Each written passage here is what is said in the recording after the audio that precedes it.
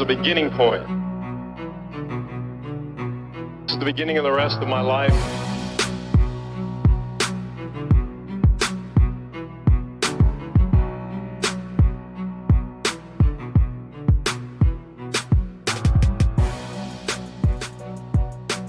I got the meaning, and I got to write it down, because I don't want to forget it.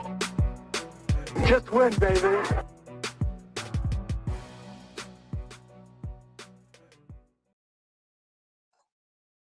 And welcome back to the Gold Jacket Podcast, a proud member of the True North Fantasy Football Network. I'm your host, Gymnastic, and with me, as always, my co-host, Connor Donald, man. Connor, how you been, buddy? I've been good, man. Just prepping for the holidays. Happy holidays to all our listeners, and happy holidays to you and yours, Jim. Thanks, buddy. Heard you got some big life movement stuff here down with soon to be announced. But yes, absolutely. There may be a change in career coming, yeah, and I'll definitely talk more. Yeah, that goes along with the fantasy analyst role that I have. Yeah, perfect. So this week I thought, let's have a little fun. I'm done stressing. You're either in the championship or you're not. Like, forget it. No more stressing about it. Let's have some fun, man. Let's look back on the regular season and give away some fantasy awards. The first annual Gold Jackets. I love it. As creative as we can be. Yeah. Oh man. So before we kick off, no, forget that. We're not even going to look into the storylines, man. I've been looking at it, and it's just stuff that we're probably going to talk about when we talk about these awards, man. So let's get right into going bananas real quick. We're sponsored by Monkey Knife Fight. So we like to do a contest every week called Going Bananas, where we look at fantasy player prop games. Sorry, I don't know what I'm talking about. And this week I looked long and hard. Friday matchup, we got Drew Brees and Justin Jefferson on the slate. So Drew Brees has a passing yards of 270.5. and Justin Jefferson has a receiving yardage of 76.5. I want to ask you real quick before I tell you how I ended up playing this one and ask you how you would play this one, Connor. I would probably play Drew Brees on the over up against the Minnesota Vikings, and seeing what happened last week, although it was more run-centric, I can see Drew Brees, we're using Alvin Kamara and kind of using – without Michael Thomas, it's a bit tougher, but I still think that he can get to it because the Vikings defense has just not been great on any front, really. And I would go the over for Justin Jefferson. You might as well ride it. Why not doubly do overs on both? Justin Jefferson's been doing a really good job. He's been getting the yardage, and there's a rare few games that he's under 70 yards. So I like it. I personally didn't go that way. Looking at it, I went with less for Drew Brees. I'm not really sold with the ribs. I don't think he's 100%. I know he did come back. He looked okay. He doesn't have Michael Thomas.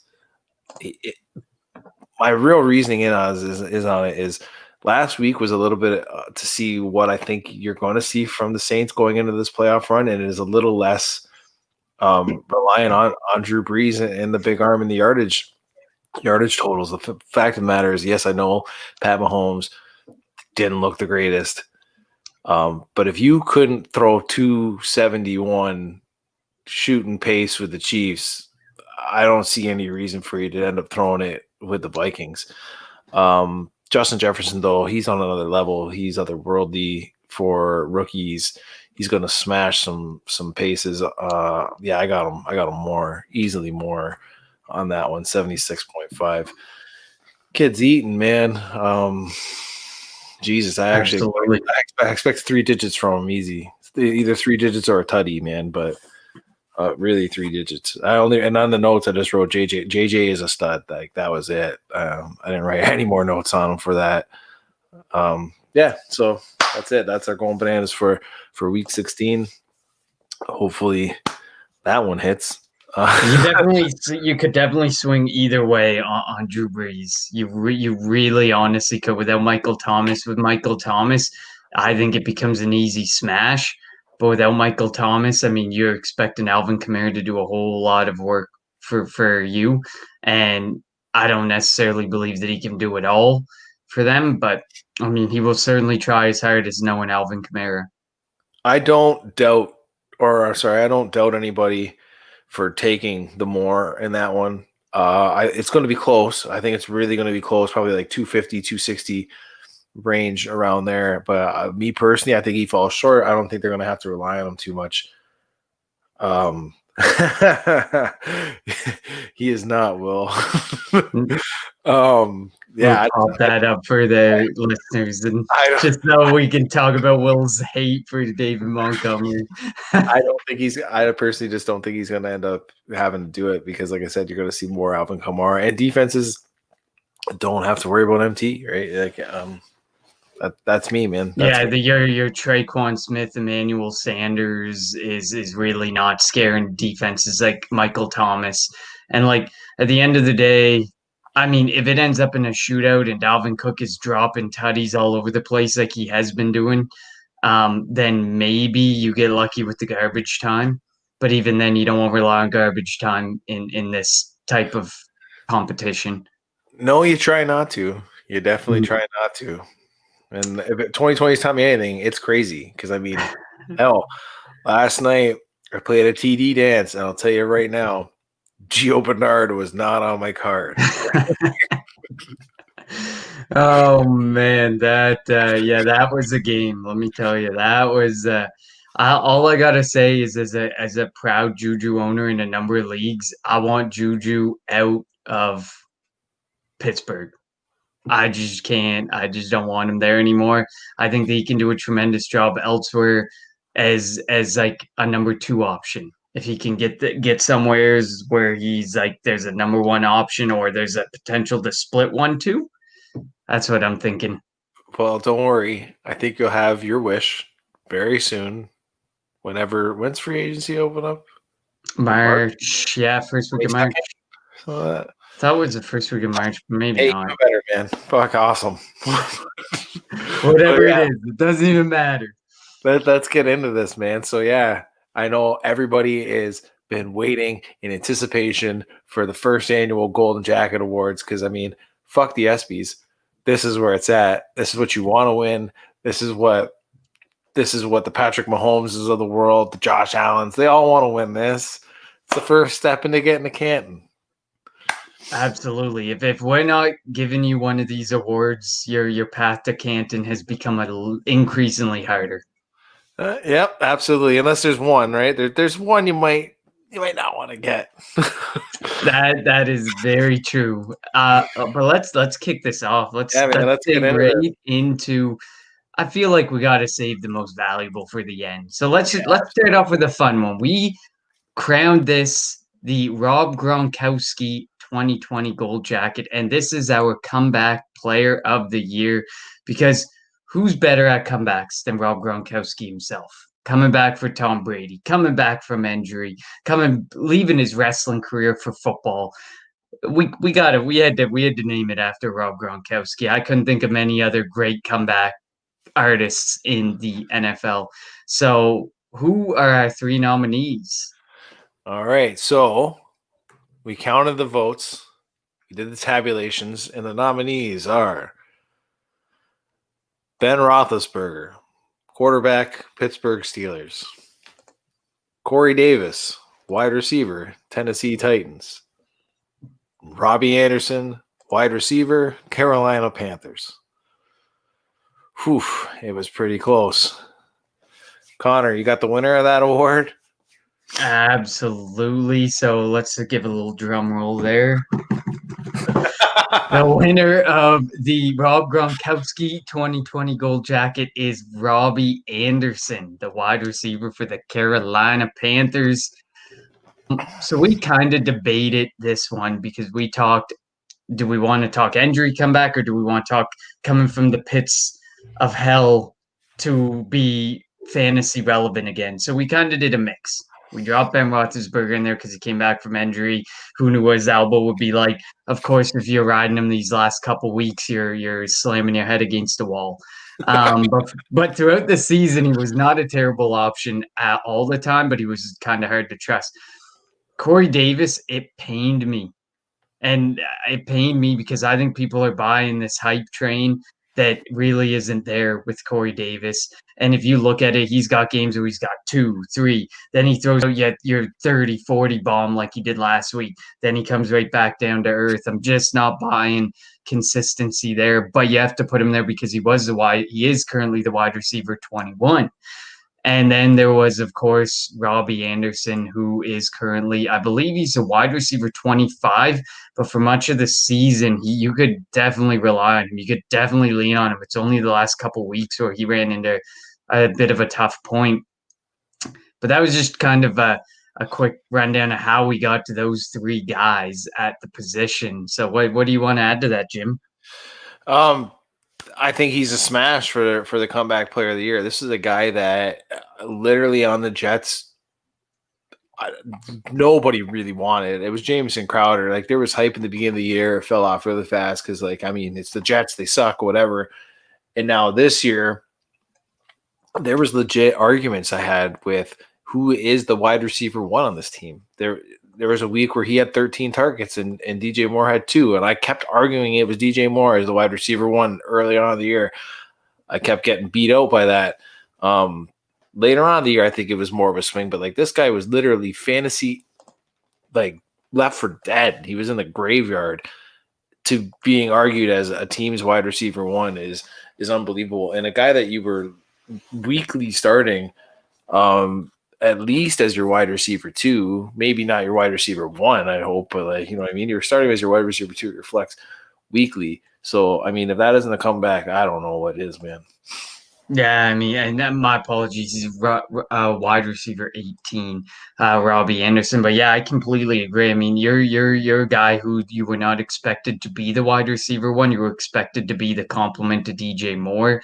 And hopefully what we saw from DJ Moore, prayers for him, is that that's what we're going to see going forward, what we saw last week. Because that's a DJ Moore a lot of people drafted. That's a DJ Moore a lot of people are looking at going forward. I know as an owner of multiple DJ Moore shares, that is definitely what I'm looking for. And I would not be surprised if this year in the draft, the Matt Rule regime looks for the heir apparent to Teddy Bridgewater in the draft, because obviously they want to put a stamp on this rebuild. They want to really say, this is the next guy. This is going to be our next guy.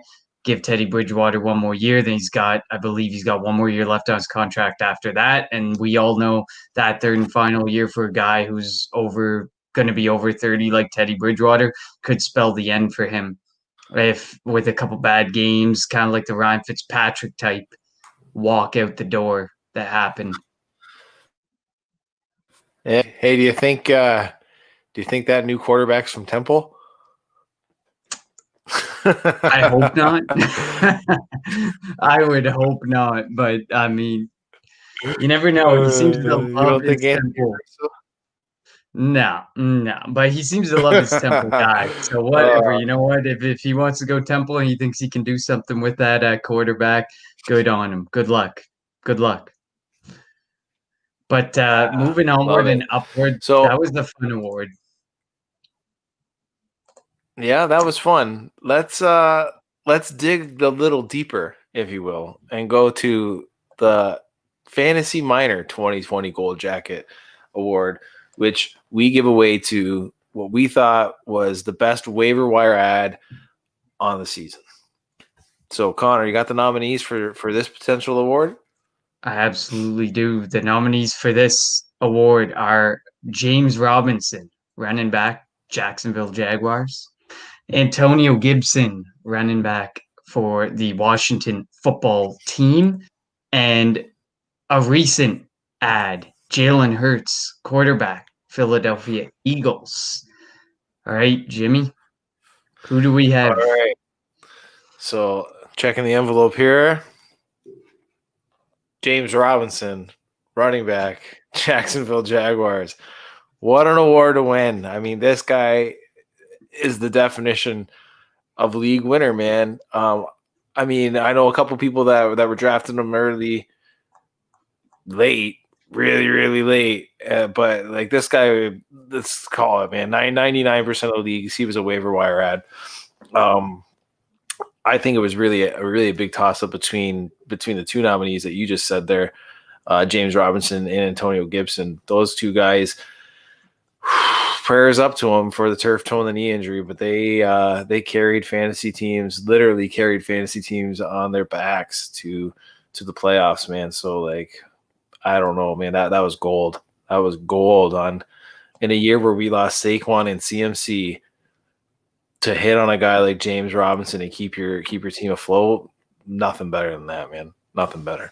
Yeah, Antonio Gibson's currently sitting RB12, and James Robinson is your RB4. James Robinson is RB4 behind Kamara, Cook, and Henry. That is some esteemed company up at the top there that he's hanging out in. But like it's not even just that, man. Some of the raw stats that get dropped. Like I know that we talk fantasy, we talk EPR, and we talk those types of points, but the raw stats that this guy puts up, like his yards after contact, the yards that he creates for himself, those are the types of stats that you got to delve into, you got to dig into, and you got to really take a look at to really see a true fantasy stud. And that definitely stands out 100%. James Robinson is an absolute monster. I wish I had more shares of him. I was impressed. I think I have him in one league, maybe two leagues. Like I was really impressed when I was looking at the number of explosive runs he had. He had 30 runs of over 10 yards or more. That's fucking nuts. And look at who he's playing behind and with. Like, how can you not? That's what stands out to me. If he gets likely Trevor Lawrence is what it looks like now because the Jets can't even tank properly. So it looks like Trevor Lawrence, and then you get some offensive line support, and then you get a healthy DJ Chark, you get a Keelan Cole, maybe draft another wide receiver, Visca, even maybe draft a fourth. You never know. Chris Conley maybe even stays around.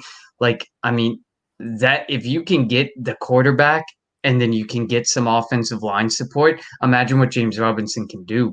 He's doing all this with almost zero support. A not healthy DJ Chark, a Keelan Cole that can only play when DJ Chark's out there.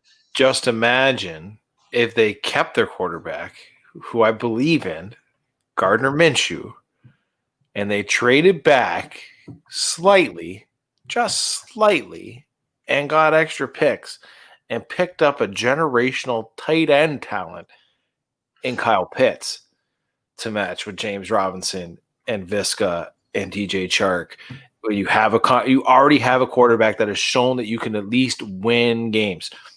Why not trade back, take Pitts, get some extra picks, build up your line a little bit, your linebacker core, and like just build the depth. Like and like fuck, man, Minshew's not exactly like breaking the bank for you. So like, why?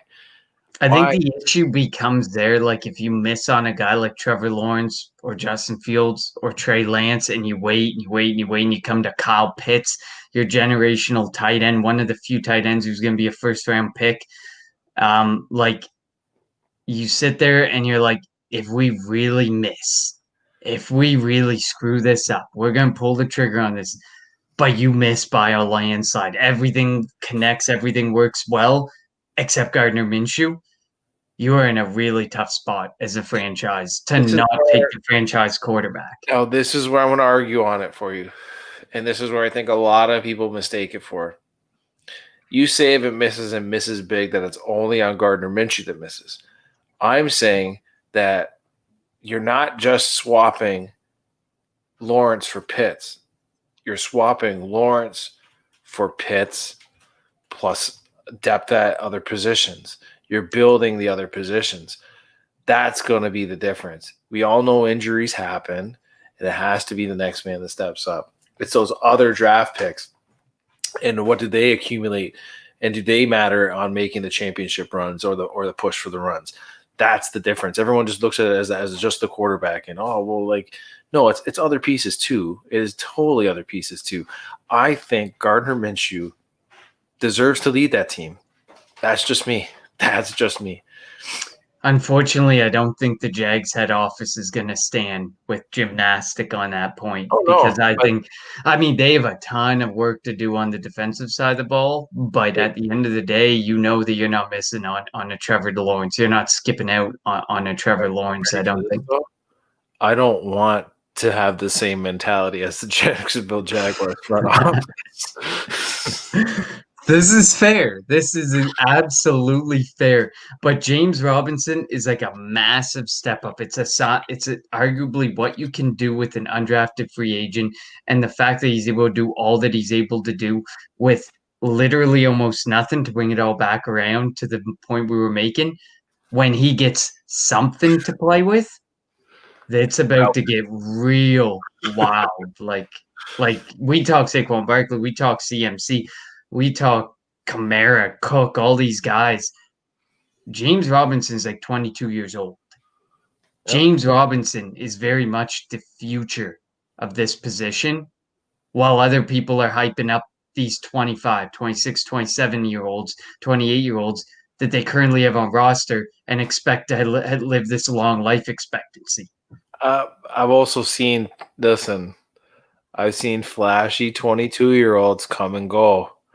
Flashy 22-year-olds, right? Like, listen, I've seen guys. They came, they went, they fucking did nothing. This is true. Yeah, I think you need to see. I'm believing in James Robinson, but knowing him as like the next future of the league, and this is the guy. I mean, we're talking like from a fantasy standpoint. Like I'm talking like RB1. You know that 12 spot tier that coveted 12 spot tier that you want to get into. And now we've seen like CMC, you know, he can get hurt. And look what happens, the CMC effect. There's so many people who are relying on that and are sitting there like, wow, I really need CMC. Who ever thought that I needed a guy that bad? I'm in that the league one of the leagues we're in together, a Canadian league together. I had him in a league when he was healthy and played. I won the weeks. When he wasn't, I lost. I was literally like 0-7 without him and 3-0 with him.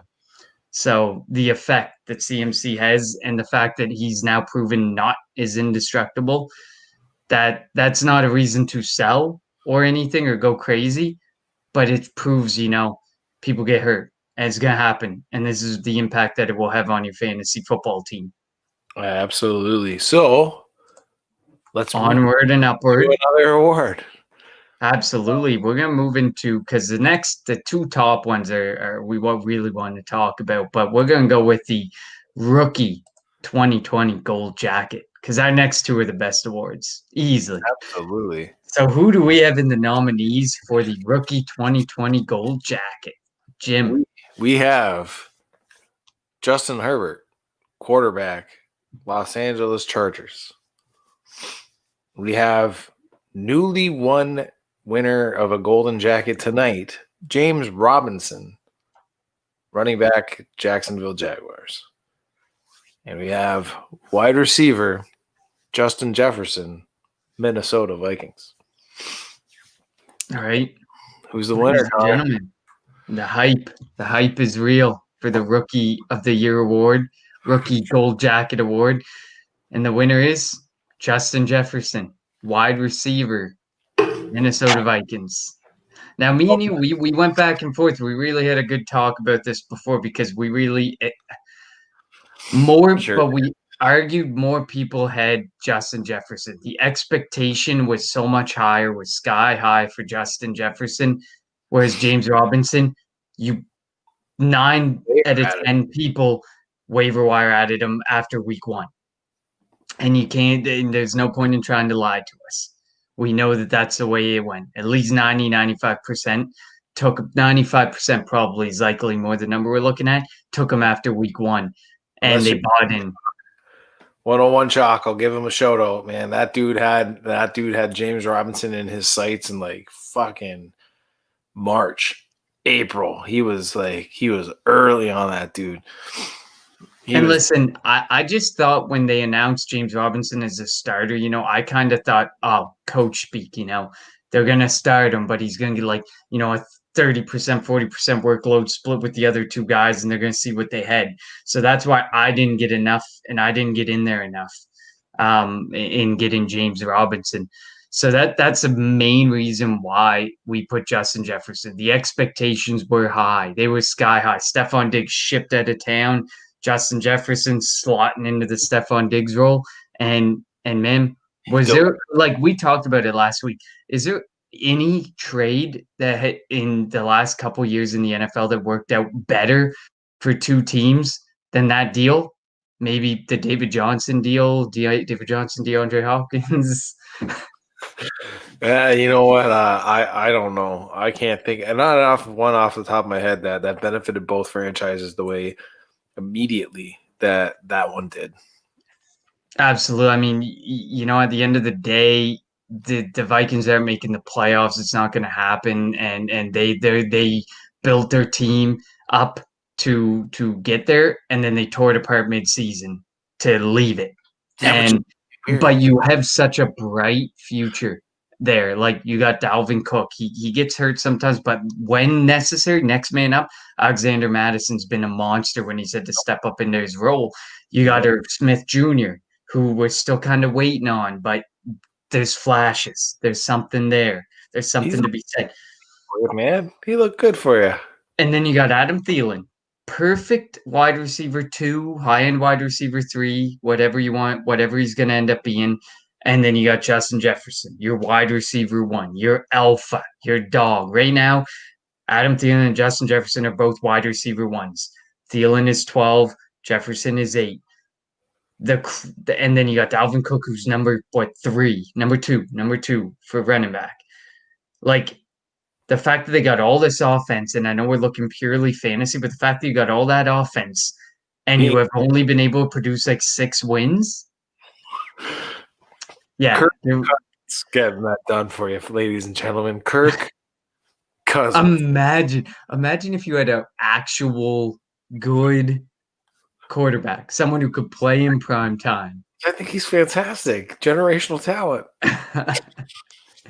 This man got the first ever fully guaranteed contract in the NFL, and he was not worth it at all. I don't know. He gave you the RB2 and no. wide receiver 8. Hold the phone. Dalvin Cook gave you the RB2. That man hands the ball to Dalvin Cook, who put up 15 tutties. Light boxes because he's throwing to the wide receiver 8 and wide receiver 12. And then the tight end 30. Because you don't need him right now because it's split between a guy that got hurt and a guy that should have been getting the balls to begin with. Just saying. Listen. I just think, like, man, they had, they had what it took to actually do something and to maybe become something. And the fact that they couldn't get anything to work on defense is a goddamn shame. Well, I mean, that loss on Yannick there, right? Trade for a third and give him for a fourth. I think they traded for a second, traded a second for him, and then they gave him away for a third and a fifth or something. I don't know. What was it? It was the last. Talking about busts there, as we just heard a little bit talking, let's get into this one because we don't want to give the 2020 fantasy MVP. We don't want to end on a low note, so we'll get the busts out of the way first, right? Agree with that? I love it, and I think we had crowned it the 2020 brown jacket because it's shit. It's a shit jacket. We don't want to give a gold jacket for a bust in fantasy. So, Jim, give me the nominees for the brown jacket of 2020. Well, Connor, they all come from the NFC East, and 2 actually come from the New York Giants. Tight end from the New York Giants, Evan Ingram. Wide receiver for the New York Giants, this fella right here, Darius Slayton. Quarterback for the bench, Philadelphia Eagles, Carson Wentz. Connor, who you got that as a winner? The winner of this brown jacket of 2020 is my QB, Carson Wentz. What's your QB? This, Carson. this one we picked solely on the sky high expectations going in. Carson Wentz was being drafted as like the QB9, and like you just said, he is riding the pine for the Philadelphia Eagles right now, and he is hating it, judging by the reports coming out. He is hating it. But the biggest thing there is, if you hate it so much, why didn't you produce with the same people Jalen Hurts is producing with? Well, he's not as mobile as Jalen Hurts. Definitely not. You definitely see that like a Doug Peterson offense Like, revolves around a very mobile quarterback. Like the offensive line isn't helping either one of the two. I'm not. This is not to save Carson Wentz, but I'm just saying like what Jalen Hurts is doing is because of Jalen Hurts. It's not because of the 5 in front of him. Definitely. Oh, agreed. We just this past week we put out our 13th pairing in 14 weeks, so 15 weeks. So if that doesn't say something, it's the most offensive line pairings in NFL history in a season. Just to throw that out there. But that does not excuse Carson Wentz from his inexplicably poor play, bad decisions, and especially his standard that had to be met with his owners. Because we're talking fantasy football here. You drafted some of these people drafted him as the wide receiver one. That was the guy you were going to lean on, and he literally bombed to the point where he's sitting on a bench. I traded for him. I did not trade for him, but I did draft him in a league or two. So, well, I mean, I wasn't trading for him as the QB1. I mean, I had high expectations for him to easily be my QB2 and bye week filler when needed, right? Because usually pretty good with the quarterback position. I usually end up having 2 that'll work out in the super flex, and I'm looking for the third. But like, man, totally bust. And you know what though? Like, here's what's crazy. I'm in a league right now where I'm still considering buying him. Where I'm still thinking about like offering like Phillip Rivers right now in a second for Carson Wentz. I think, listen, and I don't think that you're crazy to think that, because like the price is as low can go. And if the future really is, let's be realistic, over the next 2 years, he's likely out.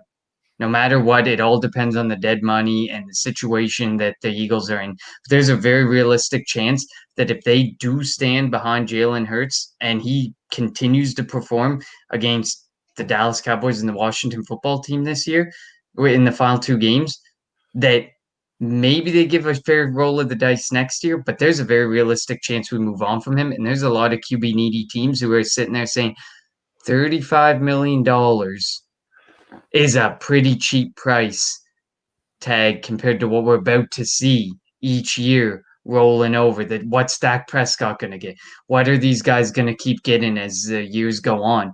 So they're like, if they're willing to do a 3rd round pick, I'll take all that contract and I'll take my new franchise quarterback, i.e. Frank Reich, maybe in Indianapolis. See, that's the other thing too. Like you just said, okay, so like you seem to be realistic. I talked to some other Eagles fans that like they're dead set that it's a 1st round pick or nothing. I'm like, well, then you're getting nothing because you are not getting a 1st round pick for Carson Wentz. Nobody is giving you a 1st round pick and eating that fucking contract. You basically, as a realist, you have to accept, do you want the entirety of that contract off your books, or do you want to keep some contract and get the higher pick? Because basically what you would be doing is you'd be eating some of the contract. You'd probably do Wentz in a 3rd for a 1st. Are you coming out up front, or Wentz for a 3rd and say, see you later to all that cap? Yeah, you got to dump them, I think you dump them. You take that extra money that you gained by trading and counting a mouse and building around Jalen Hurts. Because we all know how coveted that rookie contract is with a quarterback and to what it can lead to from a championship standpoint. Like when you're thinking about a purely rookie contract, that's what teams ride. That's what we rode with Carson Wentz. We rode that rookie contract the year we won the Super Bowl. Unfortunately, he didn't get to finish out the year, and Nick Foles had to step in. But that's how important we see with a lot of teams how important it is to ride that rookie contract and to invest all around him everywhere else. Absolutely, man. Absolutely. So, I mean, we can quickly touch on Darius Slayton. Darius Slayton is wide receiver 47 right now. That's very disappointing. I mean, I know that they've been shifting between Colt McCoy and Daniel Jones and Daniel Jones has been 100%. Saquon Barkley not being there is massive impact on the entire team because obviously the teams aren't stacking the box to take down the running tree trunk that is Saquon Barkley. So I think that Darius Slayton, I think that's a big thing. They lost to Saquon more over anything. absolutely. No, I love Slayton. I was drafting him a lot of places. Him and Marvin Jones. I didn't realize the effect of Saquon had on that offense and him going down, just completely shattered. And then you saw Daniel Jones after the fact. He stood in that pocket and got completely bamboozled, man. He got hit time after time after time, just like Saquon was.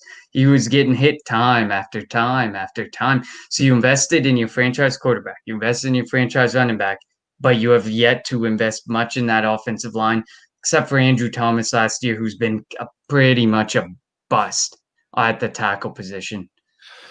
Yep. So, you want to get to the big guy? Yeah, I mean, we don't need to talk about Evan Ingram. He busts every year. So I think it's become pretty abundantly clear that if you hype up Evan Ingram in 2021, I will call you out because I'm tired of hearing the hype. You know who I have ranked above him? Zach Ertz. Herb Smith Jr. I thought we were going to keep it in the NFC least. My bad. No. All right. So everybody that's been tuning in has just been waiting for this moment. And this moment has finally arrived. It is the gold jacket that everyone wants to wear. No, not the Canton one. It's the 2020 Most Valuable Gold Jacket Award. And the nominees for this Gold Jacket Award are basically, if you get this, you're a lock for Canton down the road. We are like the stepping stone to Canton right here. And our nominees. If you get this, like, just start making the bust already. They're already going to have the clay molds. I mean, all three of these guys have clay molds probably already. The nominees are Josh Allen, quarterback, Buffalo Bills. Travis Kelce, tight end, Kansas City Chiefs. And Dalvin Cook, running back, Minnesota Vikings. Jim, give them the winner. And the winner is, who else would it be? It's Travis Kelce, man, above and beyond. This man is going to shatter records, man. He's going to be, first off, he's going to break George Kittle's record last year of receiving yards in a season. Secondly, he might become the first tight end to ever lead the league in receiving yards. Unbelievable. Third, the positional value that you gained with Travis Kelce is just undeniable. The fact of the matter is, if you have him, odds are you're in the championships with this guy. How many points difference is it between him and tight end 2? 47? We are looking at, he is a 192 and Darren Waller is a 142. 50. 50. Well, 40, 49.3 if we're going to be really picky. Perfect. That is too good of a value to pass up. My apologies. If we're going PPR, sorry, my apologies. It was standard. 290 to 235.7. Even better. There if we're going PPR.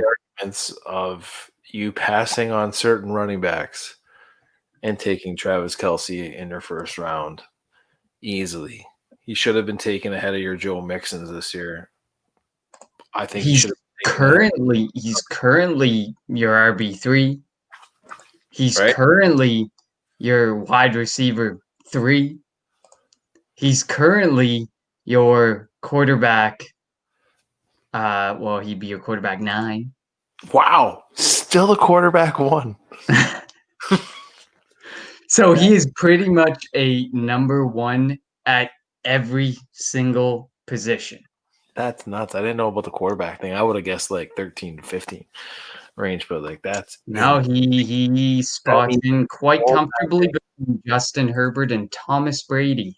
See, so that means no matter what you were doing in a startup draft this year, when in doubt in the first round, at any time, you didn't go wrong with Travis Kelce. Even in the debate of Travis Kelce or George Kittle, he smashed that. Sorry, Connor, smashed it. I don't care about points per game. Best availability is availability. So Listen, it's a shame about the George Kittle injury because I would have loved to have seen a full season and see what we'd be talking about. But what blows my mind about Travis Kelce is he's sharing with the wide receiver 1 right now. Like you are literally looking at wide receiver 1, tight end 1, wide receiver 3, if you want to call him by his wide receiver 3 spot that he would hold. And like he's sharing that role with the wide receiver 1. Like there's that much targets between the two of them. There's that much work going down between the two of them. It's really crazy, and it's not going to change. As of right now, Tyreek Hill and Mecole Hardman are the only 2 wide receivers under contract for the Kansas City Chiefs next year. And if I'm not mistaken, they're over the cap. Yep. So Watkins will not be back.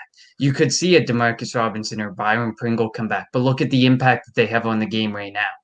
Almost no impact on what Tyreek Hill and Travis Kelce are doing. Nope. No, they do not. And I mean, I was definitely on the fence here because I love Josh Allen. I mean, I've been talking about him since last off season, and you were sitting there and you were like, no, you were having none of it. You were hearing none of it.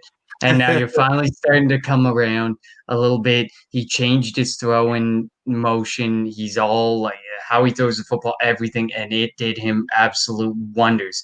Still, he had some inaccuracies, but far more accurate than a good half of the NFL quarterbacks that are out there, maybe even top 10.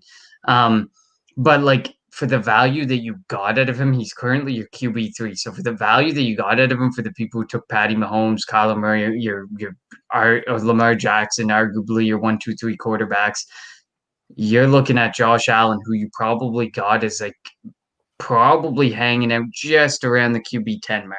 It's probably like 7 through 10, 7 through 11, depending on the league you were in. So the value that you got out of a Josh Allen from the Stephon Diggs deal, the rapport he's building with Gabriel Davis, Cole Beasley, like it's impressive. And it's showing that this isn't a 1-year thing. This man's about to skyrocket in drafts this offseason. Like in new startups, its value will be insane. And if you did a startup this year, you could have grabbed Kelce and Josh Allen could have been your first 2 picks. Just never gonna stop with Kelce now. Well, I'm just saying, no, they could have been your first 2. No, It's true. They could have been seriously in round 1 and 2. Yeah, you probably could have had like Travis Kelce in round 1 and Josh Allen in round 2, and you would have had one of the best combos. I had a team where I did it, and underneath, I just put stupid like the things on my fucking guys on my sleeper teams. So I put like under Josh Allen, I just at the beginning of the year, I put like, hey, I heard I'm good at fantasy. And like that was it. I couldn't believe because all these quarterbacks went, and then I ended up getting Josh Allen in the second, just because people told me he was good, and I was like, fine, I'll just take 1 share. But like, my God, he was good. He was good, and like maybe it's my hatred for the AFC East, but he is not winning that. Not on my watch when Kelsey's there. Yeah, and then the last one we went back and forth on Dalvin Cook and Derrick Henry, and I mean it was a tough. We actually even had Alvin Kamara in there for a while, but and Alvin Kamara likely would have been far more in the conversation if it wasn't for the Taysom Hill takeover. The Taysom Hill takeover just slaughtered his value for essentially 3 weeks. He had that third week where it was he put up a 20 or whatever, which is like, okay, that's decent for Alvin Kamara, who's averaging like 25, 23 point something on the year. But what Yeah, you wanted was that expectation was you're putting up that 20 plus every single week. And it showed that, he may not actually be quarterback proof if they bring a mobile quarterback into the fold next year. that's it. He just showed exactly that. It's a coin flip on what he's going to be, sans Drew Brees. So Yeah, you really have to hope and pray that that it's a guy who likes to check down, likes to throw short, likes to give the ball to someone who's going to do everything for themselves. And I don't think there's anyone who will trust him more than Drew Brees. Like you said, there is no one who will. For the brief moment that we saw Jameis Winston in the one game Drew Brees got hurt, they directed it that way. But as soon as you got a mobile quarterback who had the the run pass option in mind, he took the option. 9 times out of 10, Taysom Hill took the option over the run. And then the pass, when he had to pass, he had to pass. But it's clearly shown that if you want to ride Taysom Hill as your franchise quarterback, you could have a spotty final outlook. if you're going to run Taysom Hill as your quarterback in 19 games, he's getting found out. Definitely. You give him 19 games of tape, this guy is getting found out, figured out. Listen, they've done it to like much better quarterbacks. So, And I mean, when you look at that game against Philadelphia Eagles, we were doing a really good job of shutting them down. And then Rodney McLeod towards ACL, Darius Slay went down, Avonte Maddox left the game. Lost your two top cornerbacks, lost your best safety, and suddenly he was starting to pick apart our defense. But it took the loss of these people for him to figure out how to pick apart our defense. yeah. Yeah, it did. Absolutely, it did. Well, I've had a hell of a time going over the first annual Goldies, as I want to shorten them down to the old Gold. Goldie. I love it. I Um, love it. Looking forward to it, man. Looking forward to second annuals, third annuals, so on and so forth.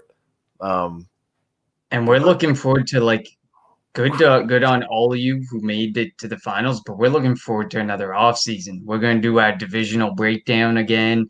We're gonna load up on guests and we're gonna talk with a bunch of guests and we're gonna have some fun this off season. Me and Jim said we'd get ranks in. We didn't get ranks in. We're gonna get ranks in this off season. I We're mean, I gonna had them do it. myself, just never actually published. But now we're gonna publish them. Now we're gonna publish them. We're gonna, you know what? If we're gonna host the Goldies, we got to get out there and we got to actually stand by our certain people for season 2. Absolutely. A quick shout out to Viridian Global, giving you the gear that the podcasters wear, and even the gear that league winners and league losers will wear. They're currently really pushing their line of fantasy football league gear, and that could be winners, toilet bowl winners, whatever you are, whatever you want to be. They got a shirt for pretty much anything. So check them out, viridianglobal.com, truenorthffb.com/shop, or follow them on Twitter at Viridian, VERIDIAN Global.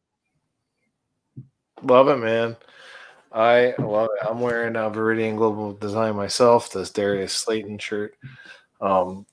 I wear Viridian Global every super comfy clothes, man. I would have worn one tonight, but my girlfriend took them the last couple nights and just wore them herself because they're so damn comfortable. And I was like, damn. But it means only one thing. I need to buy more Viridian Global gear. Absolutely. Well, until next week, thank you for tuning in. As always, we look forward to you coming back next week as we'll be here. We'll be talking. We'll, I don't know. Shit. We haven't even figured out next week yet because Sorry. the NFL is pretty much done, but we're gonna keep rolling. Absolutely.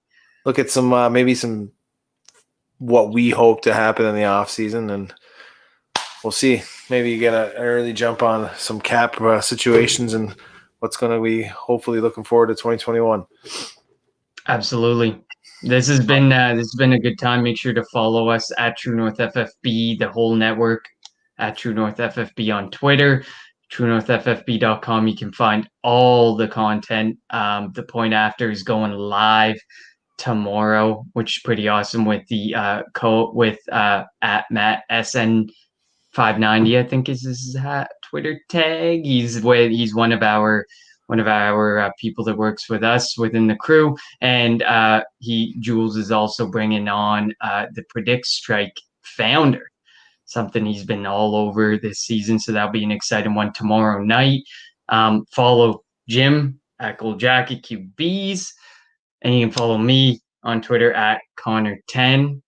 And like Jim said, we'll be back next week. So until next week, y'all, good luck in the championship.